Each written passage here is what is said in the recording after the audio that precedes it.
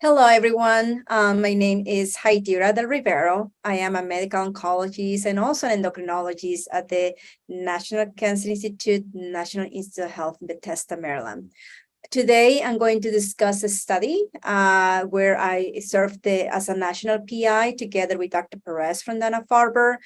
This is a randomized study. It's a phase 2 study of temozolomide versus temozolomide in combination with olaparib in patients with pheochromocytomas and paragangliomas. First, I would like to give you a little bit of a background in terms of what pheochromocytomas and paragangliomas are. These are very rare neuroendocrine tumors, and I think sometimes it's important to describe the difference between pheochromocytomas and paragangliomas. Under the microscope, they look the same, but there is a difference of where they are located. So pheochromocytomas and paragangliomas, I discussed, are rare neuroendocrine tumors, and these tumors produce an excess of hormones, which is called the catecholamines or metanephrines, and those are responsible for the fight and flight response. Pheochromocytomas forms in the adrenal glands. So the adrenal glands, as you can see here in this picture, are on top of the kidney. And when you remove that adrenal gland and you cut it in half, we can see that there is an outer layer of the adrenal gland, and then we have an inner layer of the adrenal gland called the medulla. And the medulla are responsible for produce these hormones, as we discussed, of catecholamine and metanephrines, and those hormones are responsible for the fight and flight response. So pheochromocytoma forms in the adrenal gland, and paragangliomas originates in the different nerves in the body. It's called either the sympathetic or parasympathetic nervous system.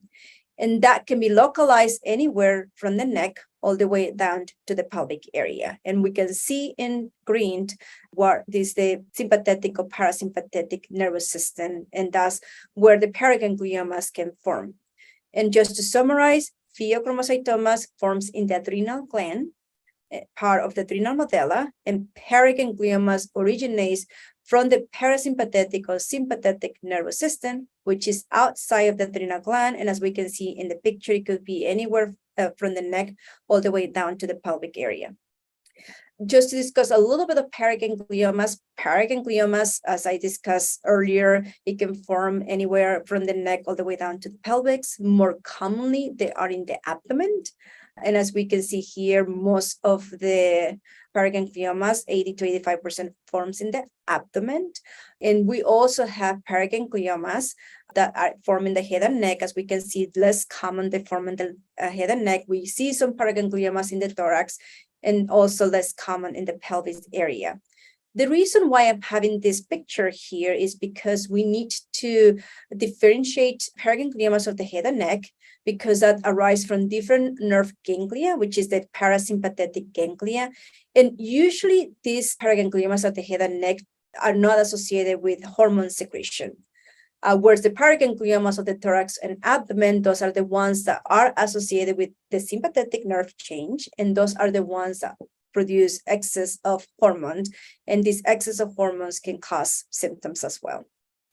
So this is maybe a very busy slide, but this is just to mention that paragangliomas and pheochromocytomas are associated with different cancer predisposition syndromes. And LACNETS has also a video that was fortunate to talk about pheochromocytomas and paragangliomas more in detail if you want to learn about this very rare neuroendocrine tumor. But just very briefly here, that there are different cancer predisposition syndromes associated with pheochromocytomas and paragangliomas, and among them are the multiple endocrine neoplasia type 2A and 2B, neurofibromatosis, von Hippel-Lando, and as well paragangliomas associated with very specific gene, which is called the succinate dehydrogenase mutations, and those can be SDHA, SDHB, SDHC, and SDHD. Again, if you want to learn more about this, please watch the video of pheochromocytomas and the information that LACNETS has on pheochromocytomas and paragangliomas.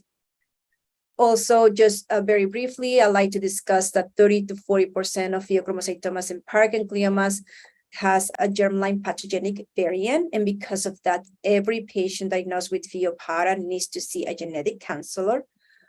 We discussed earlier that most commonly are the pheochromocytomas in the adrenal glands, but 25% of all Pheoparas are paragangliomas, meaning they are outside of the adrenal gland.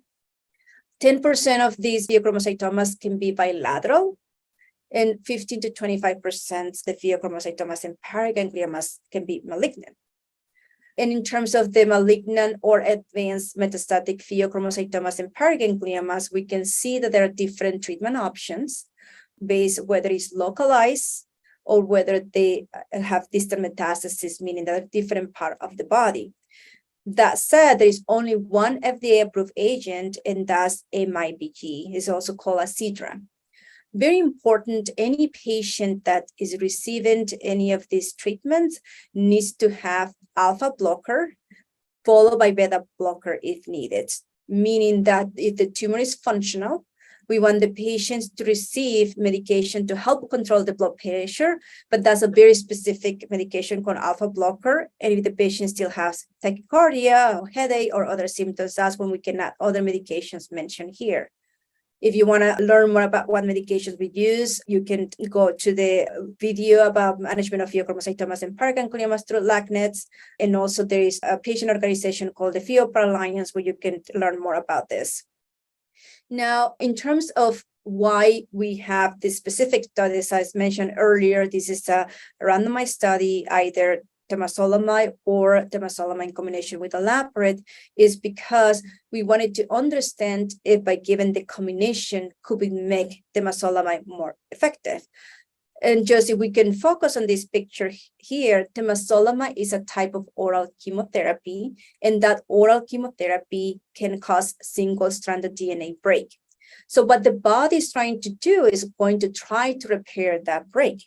But if you give a PARP inhibitor, which either it could be olaparib, rucaparib, or niraparib, which olaparib has been approved for different cancer types. But if you give a PARP inhibitors, it prevents that break, but also it can form more breaks. It's called double-stranded breaks. And with that, they can cause more DNA damage. We call that synthetic lethality, and that can cause cell death.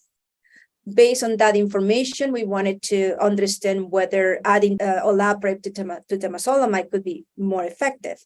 And as we can see here on this graph, just to focus a little bit here on this picture, we also learned that by giving temozolomide in combination with olaparib, the survivals of the cells is prolonged. So meaning that we provide this drug with a combination, it's possible that we can prolong the survival in patients, or in this situation, preclinical models associated with Pheo-Para.